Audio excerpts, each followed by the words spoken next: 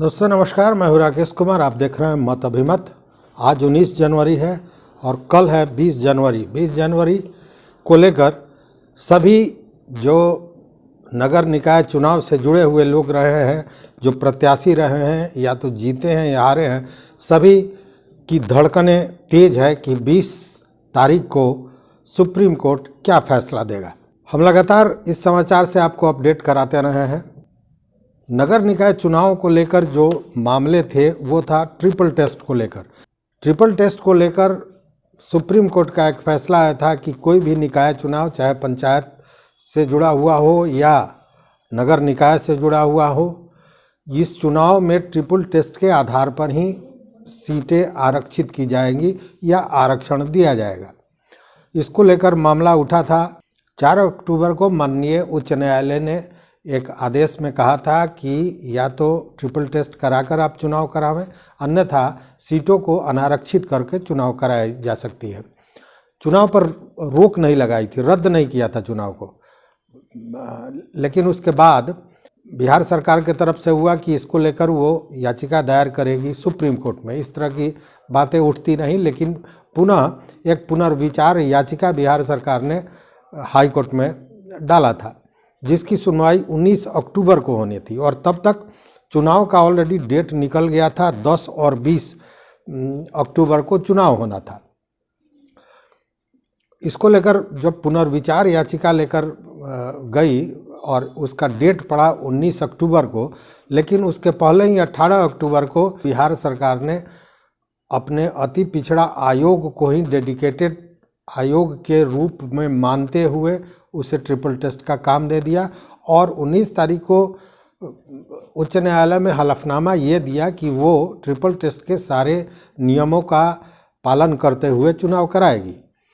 उसके बाद ये मामला उठा। जो याचिकाकर्ता हैं सुनील कुमार, वो पहुँचे सुप्रीम कोर्ट और उनका ये कहना था कि जो चुनाव के लिए ट्रिपल टेस्ट कराने के लिए आयोग का गठन किया गया है, वो आयोग सही नहीं है, वो डेडिकेटेड आयोग नहीं हो। इसको लेकर सुनवाई भी हुई। सुनवाई होने के बाद सुप्रीम कोर्ट ने 28 नवंबर को ये कहा कि इस आयोग को डेडिकेटेड आयोग के रूप में नोटिफाई नहीं किया जा सकता है। इस पर लेकर तमाम तरह की बातें हुई, दोनों तरफ से तर्क वितर्क होते रहे। और बिहार सरकार का यह कहना था कि आयोग तो पूर्व में ही बन गया है, इसलिए उसे नोटिफाई करने का कोई मामला बनता नहीं है। हालांकि उसके बाद जो आदेश दिया था सुप्रीम कोर्ट ने, उसमें एकदम स्पष्ट कहा गया था कि ये आयोग डेडिकेटेड आयोग नहीं कहा जा सकता है।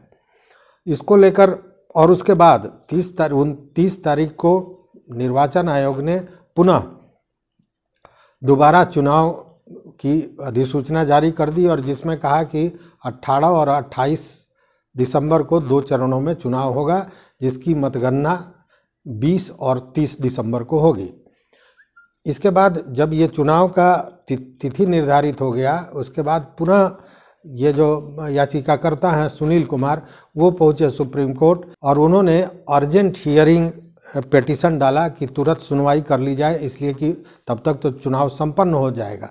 जिस पर सुप्रीम कोर्ट ने स्पष्ट कहा था कि हमने अपना फैसला सुना दिया है, हमने ये बता दिया है कि ये जो डेडिकेटेड आयोग की बात कही गई है, तो बिहार सरकार ने जिस आयोग को बनाया है वो डेडिकेटेड आयोग नहीं है। अगर बिहार सरकार और चुनाव आयोग मेरे बात को नहीं समझ रही है, तो मैं जो पूर्व में निर्धारित किया हूँ तिथि 20 जनवरी को अपना फैसला सुनाऊंगा और सुनवाई करूंगा।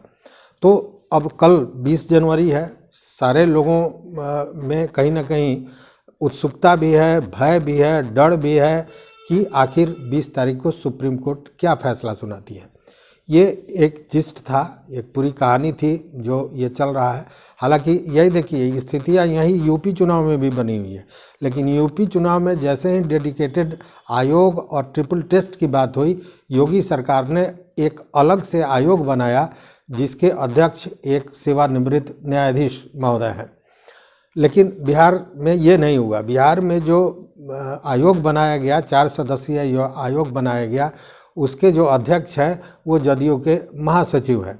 इसको लेकर तमाम तरह की बातें थी। चूँकि कमीशन के निर्माण का, कमीशन का जो गठन किया जाता है उसके भी कुछ नियम तरीके हैं।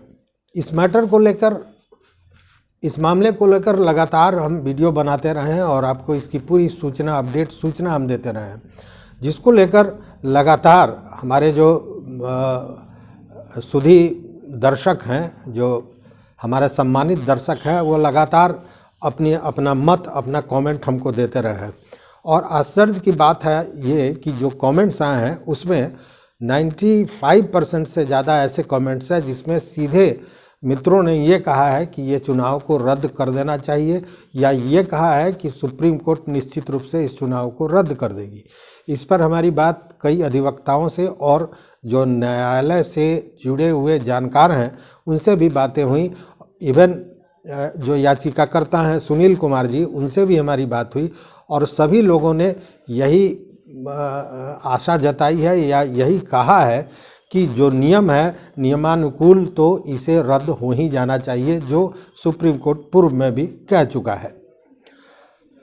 तो मैं सबसे पहले अपने सम्मानित दर्शक, जो हमारे दर्शक हैं, उनके कमेंट्स की बात करते हैं और मैं उन लोगों का भी नाम ले रहा हूं जिन लोगों ने स्पष्ट कहा है कि चुनाव रद्द होना चाहिए या ये बिहार सरकार की मनमानी है तो इस मनमानी को दूर होना चाहिए। किसी ने कहा है कि ये पैसे का खेल है, इसे रद्द होना चाहिए, तमाम तरह की बातें।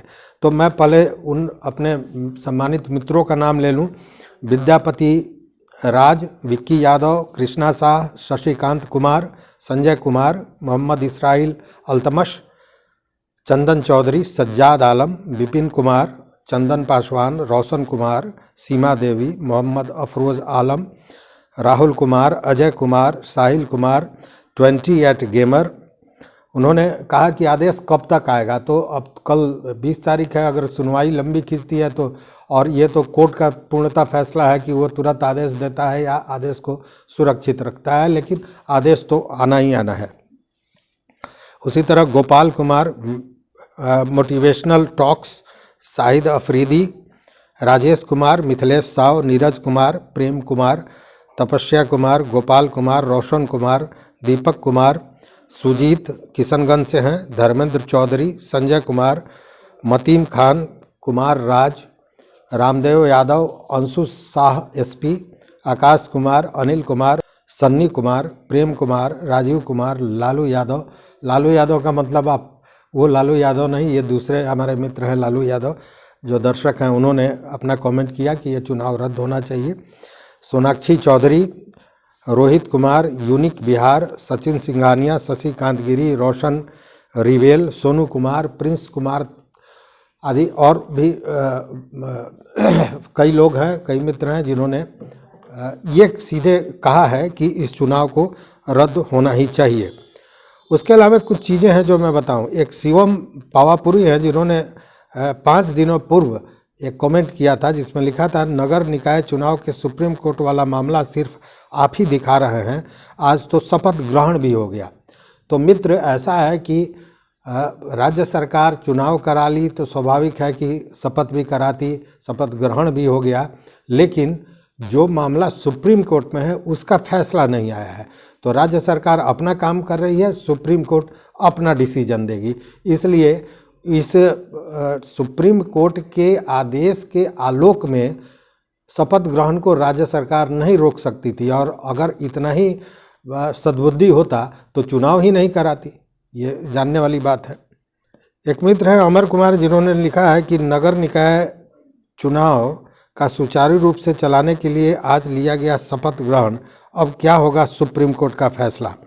तो मित्र, सुप्रीम कोर्ट का क्या फैसला होगा इस पर तो कोई टीका टिप्पणी कोई नहीं कर सकता है, लेकिन पूर्व में जो सुप्रीम कोर्ट ने कहा था कि मैं इस आयोग को डेडिकेटेड आयोग नहीं मानता हूं, तो जब वो आयोग ही डेडिकेटेड नहीं माना गया, समर्पित आयोग के रूप में नहीं माना गया, जिसके रिपोर्ट के आधार पर चुनाव हुआ है, तो जब सतह ही आधार ही गलत हो गया तो पूरा चुनाव गलत हो जाना चाहिए। ऐसी लोगों का मत है, जो जानकार हैं उनका मत है।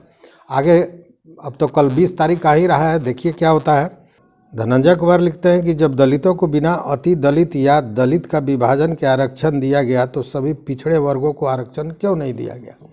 मित्र, पिछड़े वर्ग को तो आरक्षण है ही, लेकिन पिछड़े वर्ग में किन जात को, बहुत सी जातियां हैं, उसमें से कौन सी वैसी जाति है जो राजनीतिक रूप से पिछड़ी है, उसके आरक्षण की बात यह है। उसी तरह आनंद कुमार लिखते हैं, अहंकारी सरकार है, अपने आगे किसी को नहीं सुनती। उन्होंने सरकार पर दिया है। गौतम राम जी हैं जो लिख रहे हैं कि बेगूसराय नगर निगम वार्ड नंबर 42 में अत्यंत पिछड़ा वर्ग 55% है। यहाँ से जिन्हें रिपोर्ट जाने के बाद भी अति पिछड़ा आयोग ने समान सीट पर चुनाव करवाया है, चुनाव रद्द होने के लायक है। इसी तरह की बातें हैं। वहीं मोहम्मद सलमुद्दीन हैं, सलमुद्दीन अंसारी, मीरगंज चुनाव रद्द हर हाल में होना चाहिए क्योंकि सुप्रीम कोर्ट का कोई वैल्यू नहीं किया गया है और उसके आदेश के बगैर चुनाव हुआ है। विक्की हिंदू हैं जो लिख रहे हैं कि धन्यवाद राकेश जी, आपने हमारे कमेंट को चैनल के माध्यम से रखा, बहुत बहुत धन्यवाद। तो धन्यवाद मुझसे ज़्यादा आप सभी मित्रों को जो अपना मत, जो अपना कमेंट देकर हमारी हौसला अफजाई करते हैं।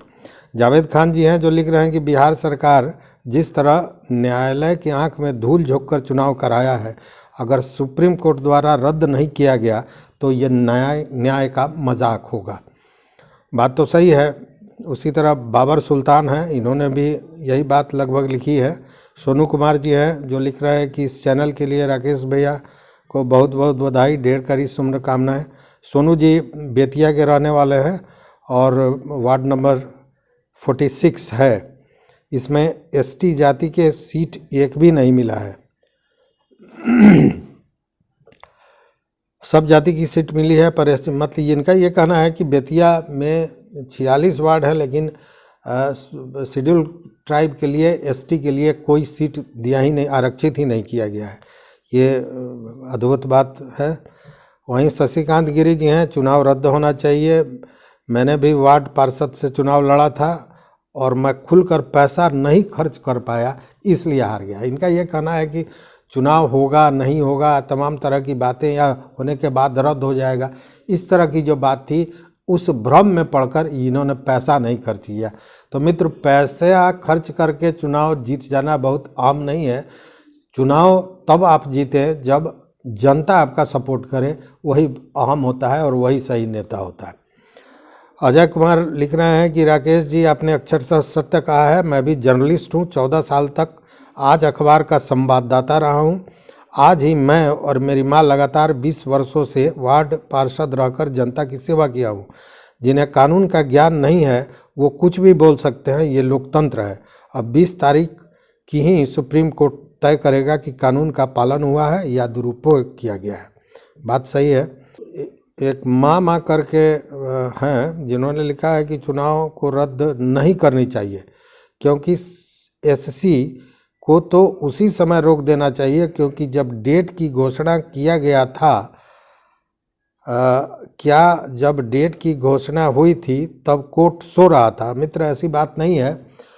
कोर्ट को अपना काम होता है और कोर्ट ने जब ऑलरेडी कह दिया कि वो चुनाव, ये जो आयोग है डेडिकेटेड आयोग नहीं है और बिना डेडिकेटेड आयोग के सर्वे के रिपोर्ट के चुनाव नहीं होना था, उस स्थिति में तो स्पष्ट था कि ये चुनाव नहीं होना चाहिए। अब जबरन सरकार ने अगर चुनाव कराया तो कोर्ट अपना फैसला देगी 20 तारीख को या 20 के बाद जब भी हो।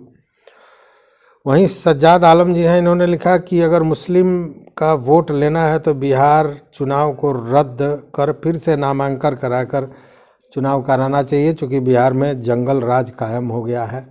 ये तो शुद्ध पॉलिटिकल बात है। उसी तरह एक मंजीत जी हैं, इन्होंने लिखा है political corruption has run in the country, every politician is beneficiary of rampant corruption prevailing in our country. The voters are worst sufferer who are living in distress and poverty. इनके कहने का ये मतलब है कि ये जो प्रक्रिया है, ये लोकतंत्र में जो है, इसमें केवल मिल के नेताओं और उनके कॉकस द्वारा जो भ्रष्टाचार किया जा रहा है उसका असर आम आदमी पर पड़ता है और आम आदमी निरीह की तरह उसे देखते रहता है। एक नरेंद्र चौहान जी हैं जिन्होंने लिखा कि इनके साथ भी उसी तरह हुआ है, मतलब गलत हुआ फैलाकर इनके वोटर्स को इनसे अलग कर दिया गया। अनिल कुमार जी हैं, वो लिखते हैं कि उनके बारे में कहा गया कि मुस्लिम को, मतलब हिंदू मुस्लिम करके इनके वोट्स को काटे गए हैं। इसी तरह क्रिश राय हैं और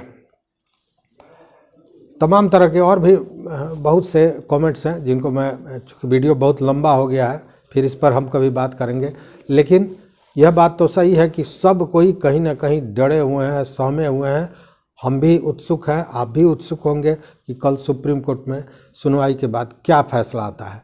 तो कल तक का इंतज़ार करते हैं पूरे धड़कन के साथ। दिल को मजबूत रखिए, और चूँकि ये जो होना है, ये इसका असर जीते और चुने हुए प्रत्याशियों पर होना है। और एक बार फिर अगर इस तरह का होता है तो मतदाताओं को मौका मिलेगा सही चुनाव करने का। तो देखते रहिए मत अभिमत। चैनल पर नए हो तो निश्चित रूप से सब्सक्राइब कर लीजिए और वो घंटी जैसी आकृति है उसको दबा दीजिए, ताकि हम जो सूचना दें वो आप तक पहुंचे। अपना मत ज़रूर दीजिएगा। कल जैसे ही सुप्रीम कोर्ट से कोई डिसीजन आता है उस तरह फिर हम आपसे मुखातिब होंगे। तो बहुत बहुत धन्यवाद, कोटिशः आभार।